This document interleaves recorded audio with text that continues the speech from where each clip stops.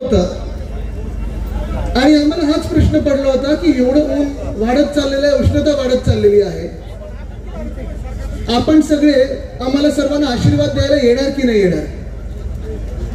जवळपास 1-1.5 तास झालेला आहे, आम्ही सगळे मंचावर आहोत, वरतून आम्ही पाहत आहोत, समोर तर भरलंय, आजूबाजूला भरलंय, मार्केटमध्ये भरलेलं आहे, मागे पण मला वाटतं लोक आहेत आणि तिथे एक सुद्धा खुर्ची मोकळी दिसत नाही. मला वाटतं हे तुमचं प्रेम आहे आणि हेच प्रेम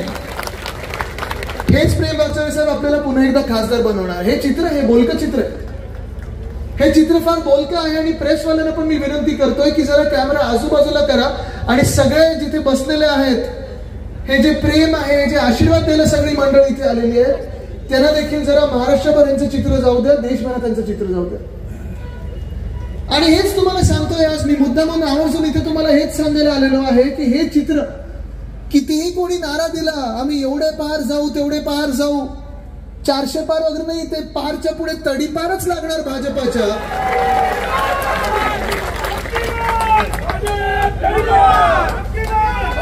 कारण देशभरात हेच वातावरण सगळीकडे दिसत आहे, सगळीकडे प्रत्येक राज्यात तुम्ही जा. काल कुठेतरी कुणीतरी घोषणा दिली आहे, साऊथ में साफ आणि नॉर्थ में हाफ, ही भाजपाची स्थिती होणार आहे. पण ही स्थिती जी आहे ही त्यांनी स्वतःहून खेचून आणलेली स्थिती आहे, ही स्थिती त्यांनी स्वतःहून घडवलेली स्थिती आहे.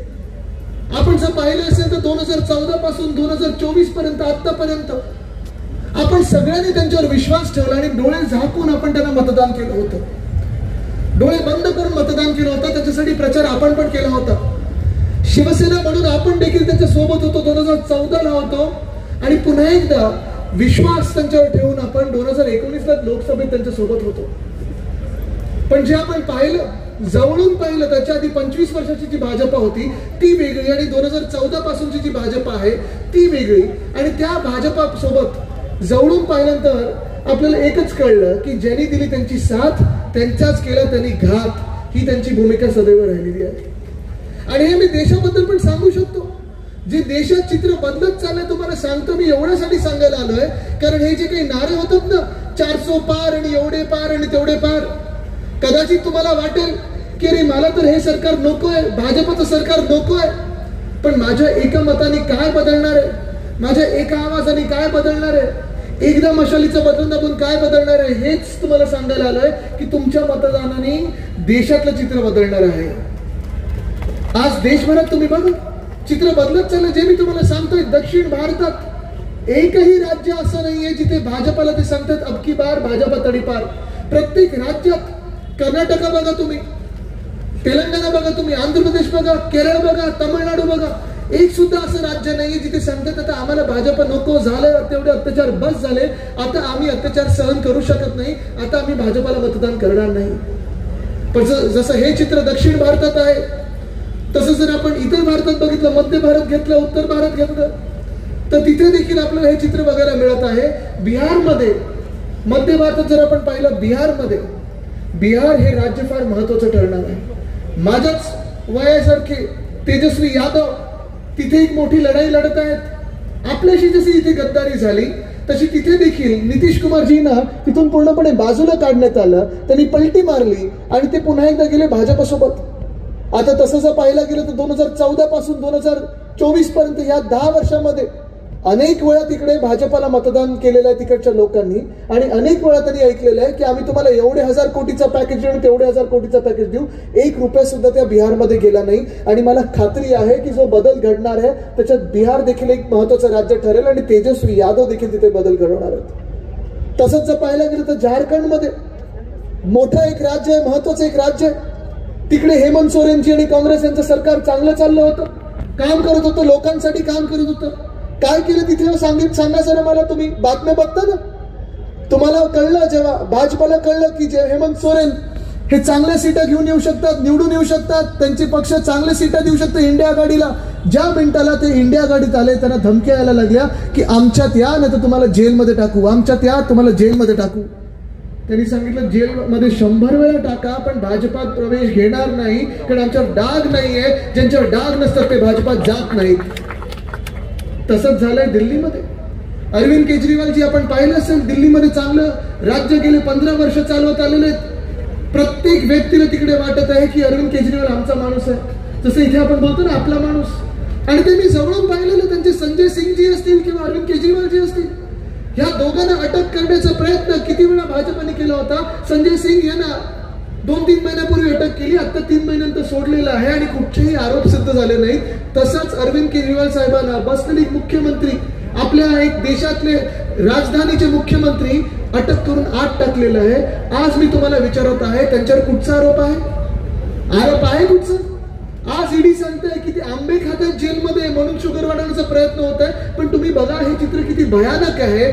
जो कोणी या देशामध्ये सत्य बोलत आहे, जो कोणी सत्यमेव जयतेमध्ये विश्वास ठेवतो, सत्तामेव जयतेमध्ये नाही, सत्यमेव जयतेमध्ये, त्याला उचलतात आणि आत टाकतात. ही परिस्थिती आज जर राजकीय लोकांची असेल, नेत्यांची असेल, लिहून घ्या तुम्ही. चुकून जर तुम्ही या भाजपाला मतदान केलं ना, तर तुमच्या घरात येतील आणि तुम्हाला सांगतील आजपासून हे कपडे घालायला पाहिजे, तुम्ही हे खायला पाहिजे आणि हे बोलायला पाहिजे. मान्य आहे असा देश तुम्हाला? मान्य आहे असा देश तुम्हाला? हा कुठच्या राज्यात चालतं असं ही हुकुमशाही? गेल्या 10 वर्षात आपण पाहतोय जे हुकुमशाहीचं राज्य जे वाढत चाललेलं आहे. तुमच्या फोनमध्ये पेगासस येत आहे, तुमच्या बातम्यांमध्ये त्यांचे सगळे जे काही ऍडव्हर्टाइज होर्डिंग बॅनर ते येत आहेत, आपल्या जीवनामध्ये येत आहेत. आणि आज धक्कादायक गोष्ट ही आहे की भाजप जो प्रचार करत आहे, 10 वर्ष स्वतःची बहुमताची सत्ता झाल्यानंतर, हुकुमशाहीची सत्ता गाजवल्यानंतर ते असा प्रचार करत आहे की विरोधी पक्षवाले काय खातात? मटन, मांस, मच्छी खातात. गडाख साहेब, 10 वर्षानंतर जर भाजपचे नेते, तुम्ही विचार करा, असा प्रचार करायला लागले, म्हणजे 10 वर्षात तुम्ही स्वतःहून काहीच केलं नाही. 10 वर्ष स्वतःची सत्ता गाजवल्यानंतर काही कुठे काही चुकलं, पाऊस जास्ती पडला, नेहरूजीने कर दिया, थंडी जास्ती आली किंवा उष्णता वाढली, इंदिराजीने ऐसे किया था. अरे मग स्वतः काय केलं 10 वर्ष तुम्ही? बहुमताचं सरकार जेव्हा चालवत होतात, पूर्णपणे शासन तुमचं होतं, केंद्रापासून गल्लीपासून दिल्लीपर्यंत तुमचं सगळे ऐकत होते. आम्ही देखील तुमच्यावर विश्वास ठेवला होता. 10 वर्षामध्ये जे जे तुम्ही सांगितलं होतं, केलं होतं, जी वचनं दिली होती, त्याच्याबद्दल आज कोण बोलणार? कोण विचारणार? आज 10 वर्षानंतर जेव्हा तुम्ही सरकार गाजवल्यानंतर, सरकार चालवल्यानंतर तुम्ही सांगायला पाहिजे होतं, जी नोटाबंदी जी 2016 मध्ये तुम्ही केली, त्याचा फायदा आमचा शेतकरी बांधवांना कसा झाला? झालाय कोणाला फायदा? काळा पैसा संपला होता, अतिरेकी संपणार होते, नष्ट होणार होते. देशात सगळ्यांच्या खात्यात 15 लाख रुपये येणार होते. आलेत कोणाच्या खात्यात 15 लाख रुपये? आलेत कोणाच्या हातात? नाही आले. पण 2014 मध्ये ज्याला जुमला बोलतात, आता 2024 मध्ये त्याला गॅरंटी बोलतात. फरक एवढाच आहे, जुमलेचं नाव गॅरंटी केलेलं आहे. पण आज 10 वर्षानंतर आरोप हे लागतात आणि आरोप हे करतात भाजपवाले की विरोधी पक्ष मटन, मांस, मच्छी बद्दल सांगतात, अमुक कपडे घालतात आणि टमुक ठिकाणी बोलतात. पण अजूनही हिंमत होत नाही की जीएसटीचा कायदा जेव्हा त्यांनी आणला तो योग्य आहे की अयोग्य आणि त्याच्यात काय सुधार करायला पाहिजे ह्याच्यावर बोलण्याची हिंमत होत नाही. 370 कलम जेव्हा काढलं गेलं 2019 मध्ये, आम्ही पण पाठिंबा दिला होता, शिवसेना पक्षाने पाठिंबा दिला होता, आपण साजरा केला होता तो क्षण. पण त्याच वेळी लडाखला देखील युनियन टेरिटरी म्हणून केलं होतं, युनियन टेरिटरी घोषित केलं होतं, केंद्र शासित राज्य.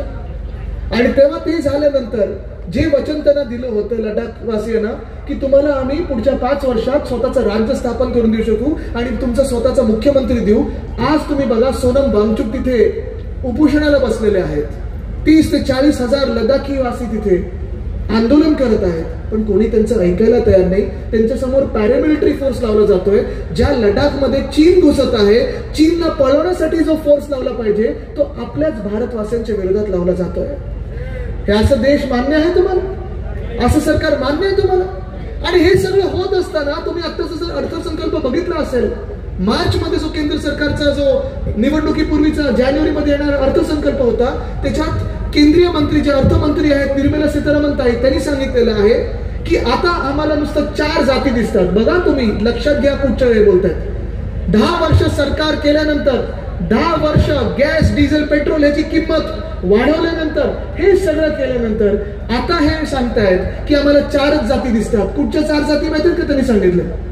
शेतकरी, महिला, युवा आणि गरीब. आज तुम्ही मला सांगा, ह्या 4 जातींमधून, जे ह्या जाती सांगतात, जे 4 वर्ग सांगतात, ह्या 4 वर्गांमधून कोणी खुश आहे? इथे आहे खुश? कोणी संतुष्ट आहे? नाही. देशभरात जर तुम्ही पाहाल, तुम्हाला जर वाटत असेल की ह्याच जिल्ह्यातले शेतकरी नाराज आहेत, त्रस्त आहेत, हैराण आहेत, असं नाहीये. महाराष्ट्रात मी प्रत्येक जिल्ह्यात जात आहे, कानोकोपऱ्यात गेलोय, प्रत्येक बांधावर गेलेलो आहे आणि तिथे मी प्रत्येकाला विचारतो, प्रत्येक शेतकरी बांधवाला विचारतो, तुम्ही खुश आहात का? सगळे सांगतात नाही. आणि हेच चित्र मला देशभर दिसत आहे. आज जर आपण पाहिलं असेल, गेल्या 2 महिन्यामधल्याच बातम्या आहेत. दिल्लीमध्ये जो मोर्चा निघाला होता, शेतकरी बांधव आपले उत्तर प्रदेश मधले होते, हरियाणातले होते, पंजाब मधले होते, चंदीगड मधले होते, दिल्लीकडे मोर्चा घेऊन निघाले होते.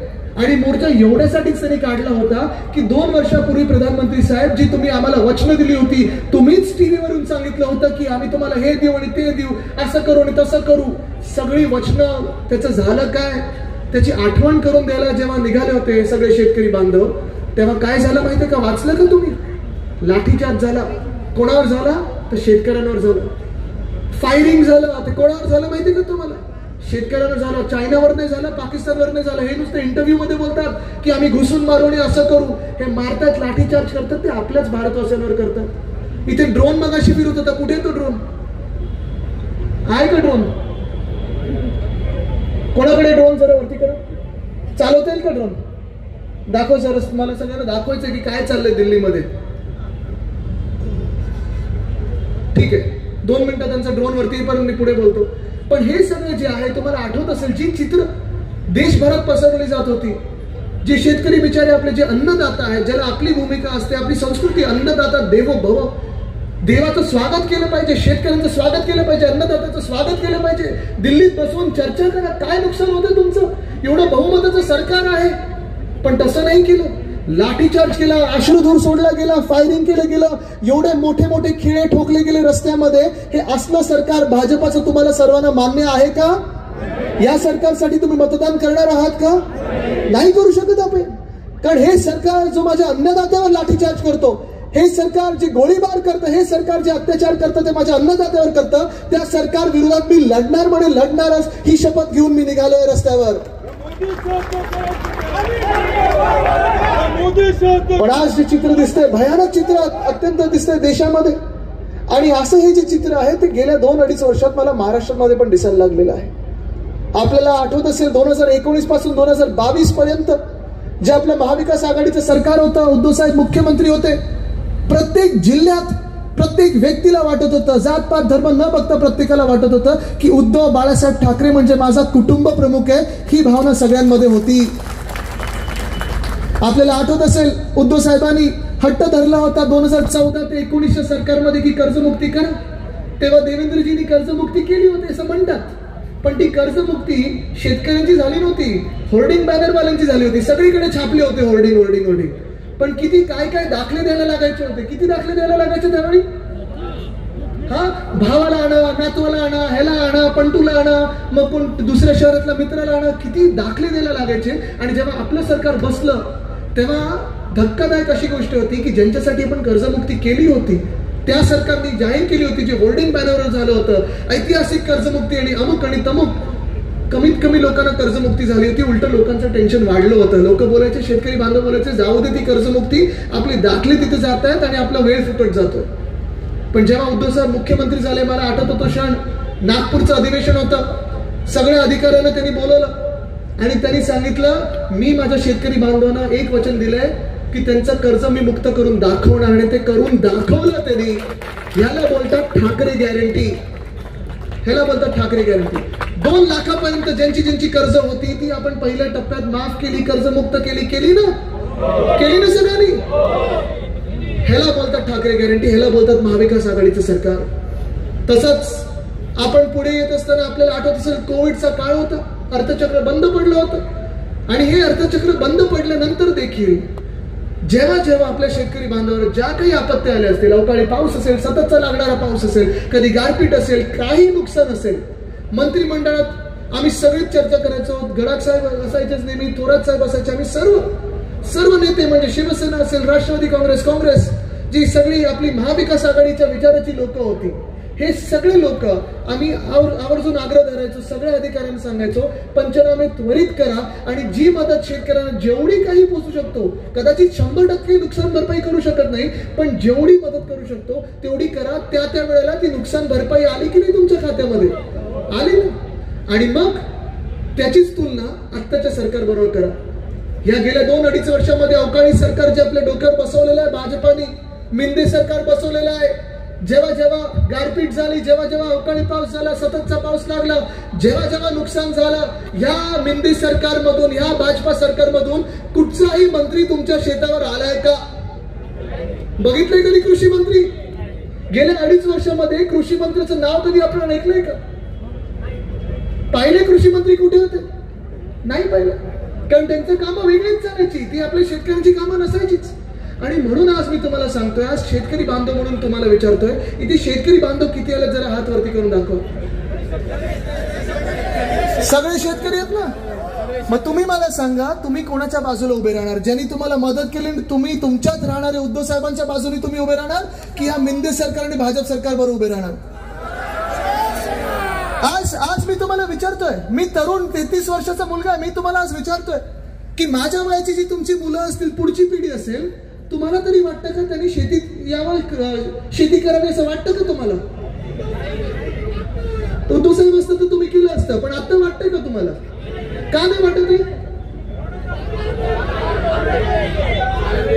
नाही, बोला बोला, मला ऐकून येते. काय झालं? सोयाबीनला भाव नाही, कांद्याला वाजव नाही, कांदा निर्यात बंदी, दुधाचा विषय, पैसा नाहीये, बियाण्याचं काय महाग झालेत, खताचं काय? मग तुम्ही मला सांगा, या अत्याचार करणाऱ्या सरकारला तुम्ही मतदान करणार का? या लाठीचार्ज करणाऱ्या भाजपाला तुम्ही मतदान करणार का? हा जो ड्रोन फिरतो ना, तुम्हाला एक उदाहरण देतो. त्या ड्रोन मी जसं सांगतो तसं न्या, थोडा खालती आणा, थोडा खालती आणा ड्रोन, जास्ती खालती नाही, आणि लोकांमध्ये न्या, लोकांमध्ये न्या. अरे माझा व्हिडिओ नका करू, लोकांचे करा, तिथे द्या. आता थोडं लोकांमध्ये न्या ना, तिथे जनतेत न्या. आता मला सांगा, या ड्रोनची भीती तुम्हाला वाटते का? नाही ना, बिंदास होता. पण का? तर आपल्याला माहिती आहे कॅमेरा आहे. आता तुम्ही विचार करा, केंद्र सरकारने, भाजपाने असाच ड्रोन शेतकऱ्यांवर नेला, त्यांना वाटलं कॅमेरा येतोय, त्याच्यात काय होतं माहितीये का? अश्रुधूर. ह्या अशा भाजपाला तुम्ही मतदान करणार आहात का? नाही ना. आपलं ठरलं ना मग उद्धव साहेबांच्या बाजूने उभं राहायचं, महाविकास आघाडी सोबत राहायचं. कारण आपण तर सांगतोय MSP लागू करा, स्वामीनाथन आयोग एका बाजूला स्वामीनाथन साहेबांना भारतरत्न दिलं, दुसऱ्या बाजूला त्याच शेतकऱ्यांना तुम्ही लाठीचार्ज करता. ही कुठची भाजपा आहे? ठीक आहे, तर ड्रोन थोडा बाजूला नाही. दुसरा जो वर्ग आहे, युवा वर्ग आहे, जे निर्मला सीतारामन ताईंनी सांगितलं की आम्ही युवा वर्गाकडे लक्ष देणार आहे. आज मी तुम्हाला सांगतो, बोला ना, काय बोलायचं? बोला. बाहेरच्या लोकांकडे लक्ष नका देऊ, आपला महाराष्ट्र आपण घडवायचा आहे. दुसरा वर्ग युवा, इथे तरुण मुलं मुली किती आले? जरा 20शीतले असतील, 30शीतले असतील, हात वरती करा. सगळे तरुणच ना, नुसतं मनानी नाही, जिद्दीने पण असायला पाहिजे, मगच तरुण आपण समजतो. ठीक आहे. आता तुम्ही जो तरुण वर्ग आहे, तुम्ही मला सांगा, गेल्या 2-2.5 वर्षातली जी गोष्ट आहे, आपले अनेक उद्योग, जसं तुम्ही बघितलं, आपल्या आई वडिलांचे जे जनरेशनचे आहेत, त्यांच्या पिढीतले आहेत, ते सांगतात तुम्ही शेती करू नका, तुम्ही कृषी क्षेत्रात येऊ नका. बघितलं ना तुम्ही सगळ्यांनी, आणि काय कृषी क्षेत्राचे हाल झाले तुम्ही बघितलं. अन्नदाता आज नाराज आहे, हैराण आहे. मग साहजिक आहे, तुम्ही कुठे जाणार? इंडस्ट्री शोधतो ना आपण, MIDC जातो, शहराकडे जातो, नोकऱ्या पाहिजे असतात आपल्याला. 2014 साली आपल्याला काय सांगितलं होतं? त्यावेळी भाजपाने सांगितलं होतं प्रत्येक वर्षी आम्ही 2 कोटी नोकऱ्या या देशातल्या तरुणांना देऊ. 10 वर्ष झाली, 10 वर्षात तरी 2 कोटी नोकऱ्या आल्यात का कोणाच्या नशिबात? आल्यात कोणीकडे? आपलं महाविकास आघाडीचं सरकार असताना मला आठवतं कोविडचा काळ होता, आणि तेव्हा देखील 6.5 लाख कोटीची गुंतवणूक आपण ह्या राज्यात आणू शकलो. मी होतो, सुभाष देसाई साहेब होते, नितीन राऊत साहेब असतील, आम्ही सगळे द्यावसला गेलो होतो. कधी महाराष्ट्रात आपण मॅग्नेटिक महाराष्ट्र केला. आपण आपले उद्योग जे काही आहेत ते तर वाचवलेच, कामगारांना वाचवलं, कामगार कायद्यांना आपण त्यांच्या बाजूने राहिलो. पण आज आपण पाहतोय कामगार कायदे तर ह्या बदलायचेच आहेत. हे fixed term employment, contract employment आणायचं आहे. आणि त्याहूनही पुढे भीतीदायक म्हणजे आपल्या देशामध्ये नोकऱ्याच निर्माण होत नाहीये, तर आपण जाणार तरी कुठे? आपल्या वेळी जसं आपण सांगितलं कामगार कायदे बदलू नाही दिले, अजून कडक करण्याचा प्रयत्न केला. आपल्या वेळी कामगारांच्या हक्काचं बोललो, ते उद्योगपतींचं देखील हक्काचं बोललो. कारण उद्योगपती जगले तर कामगार जगतील, कामगार जगले तर उद्योगपती जगतील, ही आपली भूमिका आहे. पण हे होत असताना आपण जेवढे उद्योग वाढवू शकलो आपल्या राज्यामध्ये, जेवढी गुंतवणूक आणू शकलो, गेल्या 2.5 वर्षामध्ये तुम्ही एक तरी नवा उद्योग ह्या राज्यात आलेला ऐकलाय का? बघा, प्रथमची गरज नाही, सगळ्यांना माहिती आहे, सुनेची सगळ्यांना माहिती आहे. ठीक आहे, चला आपण मोजूया गुजरातला काय काय गेलं ते मोजूया. पहिली गोष्ट काय केली? वेदांत फॉक्सकॉन, बरोबर ना? म्हणजे गुजरातला फॉक्सकॉन, महाराष्ट्राला पॉपकॉर्न. तिथे येणार आहे मी, तिथे येणार आहे मी. पण पहिलं म्हणजे वेदांत फॉक्सकॉन नेलं कुठे? बलड्रग पार्क नेला कुठे? मेडिकल डिव्हाइस पार्क नेला कुठे? एअरबस टाटा नेला कुठे? वर्ल्ड कपची फायनल नेली कुठे? मला तुम्ही सांगा, जे सांगतात पुत्रप्रेमामुळे राष्ट्रवादी काँग्रेस आणि शिवसेना फुटली, मग भारत के पुत्रप्रेमामुळे वर्ल्ड कप हरला नव्हता? गुजरातला नेण्याची गरज काय होती, जे आमच्या वानकडे जायला पाहिजे होतं? पण आज हे सगळं होत असताना जेव्हा आपले गद्दार 40 सुरतला पळून गेले होते, तो गद्दारीचा तुटका जो आहे तसाच मी तुम्हाला सांगतोय, तिथून ही सुरुवात झाली. थँक्यू बोलायला सगळे उद्योग आपल्या राज्यातून तिथे पळवले गेले. सगळे एक उद्योग इथून नेत असताना हा विचार कधी मिंदे सरकारने केला नाही, हा कधी विचार या फुटलेल्या राष्ट्रवादीच्या गद्दारांनी केला नाही, हा विचार कधी भाजपाने केला नाही की प्रत्येक पाऊल त्यांचं महाराष्ट्र विरोधी होतं, प्रत्येक पाऊल त्यांचं महाराष्ट्र द्वेष्टांचं पाऊल होतं. की जनता हे बघेल हा त्यांनी विचार केला नव्हता. त्यांना वाटलं होतं की 50 खोके जसे वाटून खासदार आमदार पळवले तसं महाराष्ट्र जिंकून येतो, पण महाराष्ट्र स्वाभिमानी महाराष्ट्र, तुम्ही तसा महाराष्ट्र विकत घेऊ शकत नाही. आज नोकऱ्यांसाठी आपण जायचं तरी कुठे? प्रायव्हेट इंडस्ट्री नाही आहेत. नोकर भरतीसाठी जर आपण गेलो तर आपण पाहतो की जो पेपर आपण देतो, तलाठी भरतीचा पेपर होता, 200 मार्क जिथे मिळायला पाहिजे होते तिथे किती मार्क मिळाले? 214 मार्क मिळाले. म्हणजे ईव्हीएम वोटिंग सारखं त्यांनी केलं, त्या पेपर ईव्हीएम दिल्यासारखं केलं. पण महत्वाची गोष्ट तुम्ही लक्षात ठेवा, आज नोकर भरतीमध्ये संधी नाही. जी आपली तरुण मुलं मुली वर्षानुवर्ष अभ्यास करतात, पेपर द्यायला जातात, पेपर फुटतो आणि मग ती स्वप्न चिरडली जातात. आज मी तुम्हाला शब्द देत आहे की ज्या मिनिटाला केंद्रात आपलं सरकार बनेल, या पेपर फुटी विरोधात आपण एवढा कायदा कडक करू की जो पेपर फोडेल त्याला फोडल्याशिवाय राहणार नाही. हा शब्द आज तुम्हाला मी देत आहे इथे. पण आज ही परिस्थिती एक बाजूला तरुणांची असताना हातात नोकऱ्या नाही, जॉब्स नाहीत. आज आपण बघतो हे दोन्ही वर्ग हैराण आहेत. शेतकरी हैराण आहेत, तरुण हैराण आहेत. दुसरे जे दोन पुढचे वर्ग आहेत ते म्हणजे महिला आणि गरीब. ह्यामध्ये जर आपण पाहायला गेलं तर आज ह्या मंत्रिमंडळामध्ये, या राज्याच्या मंत्रिमंडळामध्ये जे घटनाबाह्य सरकार आहे, याच मंत्रिमंडळामध्ये असे जे दोन मंत्री बसलेत, एक मंत्री असे आहेत ज्यांनी एका महिला खासदाराला म्हणजे सुप्रियाताईंना अनेक वेळा त्या कॅमेऱ्यावर चॅनलवर येऊन घाणेरड्या शिव्या दिल्यात. बरोबर आहे नाही गद्दार?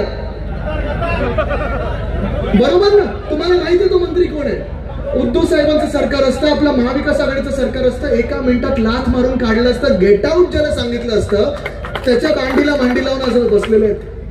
आज आपण पाहतोय महिलांवर अत्याचार वाढत चाललेले आहेत. एका बाजूला गुंड लोक मंत्र्याला जाऊन रील बनवत आहेत, दुसऱ्या बाजूला आपण पाहतो एक मंत्री असे बसलेत त्या मंत्रिमंडळात जिथे त्यांच्यावर घाणेरडे आरोप झाले.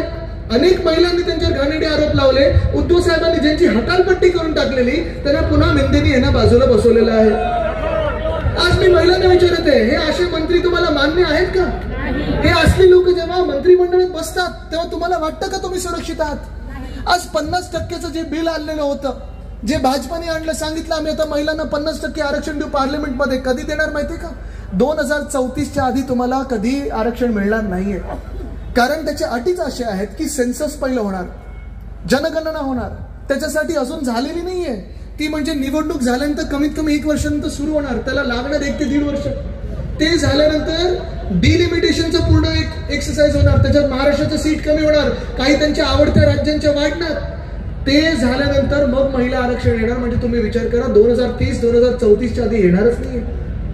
आणि हे सगळं होत असताना महिलांचा आवाज आपण पाहतो असुरक्षित होत असताना मी आज तुम्हाला विचारतोय, भाजपा असा एक पक्ष आहे, भाजपाकडून जे गुजरातमध्ये कृत्य घडलं, बिल्किस बानो ह्या नावाच्या एका बाईवर काही वर्षांपूर्वी अत्याचार झाला होता, रेप झाला होता. तिच्या 3 वर्षाच्या तरुण मुलीला तिच्या डोळ्यांसमोर घरात तिच्या जाऊन चिरडलं होतं. तिचे जे अत्याचारी होते, तिचे जे रेपिस्ट होते, त्यांना अटक केली गेली होती. कोर्टाने सजा सुनावली की तुम्हाला जन्मठेप आहे, तुम्ही जेलमध्ये बसलं पाहिजे. गुजरातच्या सरकारने त्यांना अधिकार नसताना त्यांना जेलमधून बाहेर काढलं, त्यांची आरती ओवाळली, त्यांचे हार घातले आणि त्यांना भाजपाच्या प्रचार सभेत फिरवलं. हे अशा पक्षाच्या राज्यात तुम्ही कधी सुरक्षित असू शकता का? तुम्ही विचार करा. असू शकता? कारण आपली शिवसेना उद्धव बाळासाहेब ठाकरे पक्षाची आणि सगळ्या मित्र पक्षांची भूमिका हीच आहे की बिल्किस बानो ह्या बाईचं जातपात धर्म कुठचाही असेल, त्या रेपिस्टचा जातपात धर्म कुठचाही असेल, जो अत्याचार करतो महिलांवर, जो रेप करतो, त्याला फाशीच मिळाली पाहिजे, ही आपली भूमिका आहे. आणि ह्याला बोलतात सरकार. पण आज जसं मी सांगितलं, हे 3 वर्ग, निर्मला सीतारामन ताई, 3ही वर्ग तुमच्यावर खुश नाहीये. आणि मग 4था वर्ग जो तुम्ही सांगितला, गरीब असेल, वंचित असेल. आज आपण सगळेच तर गरीब आहोत या देशामध्ये. तुम्ही मला सांगा, जे 2014 आपल्याला सांगितलं होतं की डॉलरला आम्ही रुपयाच्या बरोबरीला आणू, आज डॉलर कितीला, रुपये कितीला सांगा मला. काल परवाकडे सगळ्यात खालती पडलेले रुपये आपल्याला दिसला 84 काय, मला वाटतं आरपार गेला तर 400 पार जाईल तो. पण डॉलर आणि रुपये कधी एकेला आलं नाहीये. तसंच जीडीपी म्हणजे गॅस, डिझेल आणि पेट्रोल, जे सामान्य नागरिकाला कळतं. काय जीडीपी जे अर्थतज्ञांना कळतं ते वेगळं असतं, पण आपल्याला जे जीडीपी कळतं, गॅस, डिझेल, पेट्रोल. तुम्ही मला सांगा 2014ला गॅसची किंमत काय होती? अब क्या 400 पार. आता कितीला? मग किंमत वाढली की कमी झाली? वचनाचं काय झालं? डिझेल मला तुम्ही सांगा 2014ला किती होतं? आता किती झालं? त्यावेळी आपण पण युपीच्या सरकारविरोधात सगळे आंदोलन करायचो, भाजपा बोलायचे आता भारत बंद, की आपण उतरचो भारत बंद, लाटाकाटा आपण खायचो. नेते हे झाले आणि केंद्रात डोक्यावर हे बसले. पेट्रोल कितीला होतं 2024ला 14ला, आणि आता किती झालंय? मग तुम्ही मला सांगा, आज तुम्हाला हा 4था वर्ग, 4था स्तंभ, 4थी जात जी गरीब आहे, हे तरी तुम्हाला वाटते का खुश आहेत किंवा सुखावले गेलेले आहेत? मग नक्की तुम्ही मला सांगा, भाजपाचे नेत्यांना बोला दादा. PS 95 जे पेन्शनर आहेत त्यांना गेली 10 वर्षापासून आंदोलन करतात. हो, ओल्ड पेन्शन. मी येतोय त्याच्यावर साहेब, मी बोलणार त्याच्यावर, तोंडाला पानं पुसले सांगणार मी ते.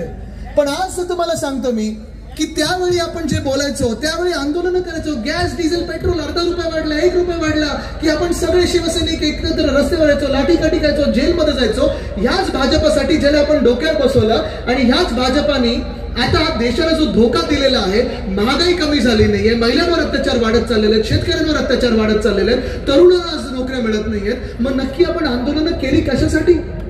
आज भाजपा जेव्हा 10 वर्षानंतर पुन्हा एकदा विचारते की काँग्रेसने क्या किया इतने सालों में, तुम्ही 65 वर्ष जेव्हा झाली तेव्हा विचारू शकत होतात की काँग्रेसने काय केलं. पण 75 वर्षानंतर पण तुम्ही सांगताय नेहरूंनी काय केलं आणि इंदिराबाईंनी काय केलं आणि काँग्रेसने काय केलं. मग ही मधली 10 वर्ष होती कोणाची? हे तर बघायला तयार नाही. आणि आज हा प्रश्न आपण विचारला पाहिजे की जसे हे 4 वर्ग महत्वाचे, जे आपण बोलतो शेतकरी असतील, युवा असतील, महिला असतील, गरीब असतील, हे हैराण आहेत, हे त्रस्त आहेत, तशी मोठी आंदोलनं आपल्या अंगणवाडी सेविका करत आहेत, आशा वर्कर करत आहेत, ओल्ड पेन्शनवाले करत आहेत. आज मी तुम्हाला शब्द देतोय की ओल्ड पेन्शनवाल्यांना आपण न्याय देणार म्हणजे देणार. हा शब्द मी तुम्हाला आज देतोय, उपसाहेबांच्या वतीने देतो. अंगणवाडी सेविका असतील, आशा वर्कर असतील, ह्यांच्यासाठी त्यांच्या ज्या मागण्या आहेत त्या आपण पूर्ण करणार. पण हेच महत्वाचं आहे की आपल्याला सगळं हे जर करून घ्यायचं असेल तर आपल्याला पुन्हा एकदा वाकचौरे साहेबांना दिल्लीत बसवायला लागेल. शिवसेनेचा प्रत्येक उमेदवार, राष्ट्रवादी काँग्रेस, शरदचंद्र पवार पक्षाचा आपल्याला तिथे बसवायला लागेल, काँग्रेस पक्षाचा बसवायला लागेल, आणि ह्यासाठी आपल्याला लढायला लागेल. मला माहिती आहे, मी कार्यकर्त्यांना देखील आवाहन करेन की तुम्ही खास करून स्वतःची काळजी घ्या. आपण आता पुढच्या काही दिवसांमध्ये प्रचारावर जेव्हा लागू, घरोघरी जाऊ, सगळ्याच पक्षाच्या कार्यकर्त्यांना सांगेन, विरोधी पक्षाच्या पण कार्यकर्त्यांना सांगेन, स्वतःची काळजी घ्या. ही निवडणूक आहे, मेक ऑर ब्रेक निवडणूक देशासाठी आहे. कारण हा देश ह्या निवडणुकीत ठरवणार आहे की लोकशाही आपल्या देशात टिकणार की नाही. हा देश ह्या निवडणुकीत हे ठरवणार आहे की डॉक्टर बाबासाहेब आंबेडकरांनी जे आपल्याला संविधान लिहून दिलेलं आहे ते टिकणार, की भाजपाला जे संविधान लिहायचं आहे ते आपण टिकवणार? तुम्ही मला सांगा, तुम्ही कुठच्या बाजूला राहणार आहात? हा देश हे ठरवणार आहे की एका बाजूला आपण पाहता एकदम काळ्या मनाचे महाराष्ट्र द्वेष्टे गद्दार बसलेले आहेत, ज्यांनी सरकारवर कब्जा करून बसलेले आहेत, आणि दुसऱ्या बाजूला आपण प्रामाणिक लोक आहोत. मध्यंतरी मला कोणीतरी विचारलं, वाघचौरे साहेब पण जाऊन आलेले आहेत, पण त्यांनी कधी शिवसेनेवर टीका केली नाही आणि महाराष्ट्रद्रोही काम केलं नाही. राजकारणात कोणी कुठे जाऊ शकतं, पण आज ज्या प्रेमाने, ज्या आपुलकीने उद्धव साहेबांकडे त्यांच्या कठीण काळात उद्धव साहेबांच्या बरोबर आलेले आहेत, ह्याला बोलतात निष्ठा, ह्याला बोलतात प्रेम. खडक साहेब, आपण देखील आमचं कौतुक केलं, माझं कौतुक केलं, पण मी काहीच नाही. तुमच्यासारखे लोकांचे आशीर्वाद, तुमच्यासारखे लोकांचं प्रेम, एक नातं जे वेगळं आपलं बनलेलं आहे, ह्याच नात्यामुळे मी रस्त्यावर येऊ शकलो आणि तुमच्या सर्वांचे आशीर्वाद घेऊ शकलो. हे वेगळं प्रेम आहे, हे प्रेम गरजेचं आणि हेच प्रेम आपल्या सगळ्यांना पुढे न्यायचंय. पण हे प्रेम देत असताना पुढे हे प्रेमाचं जे बंधन आहे ते आता आपल्याला ईव्हीएम मध्ये उतरवायचं आहे, कारण तर आणि तरच आपण हा देश वाचू शकू.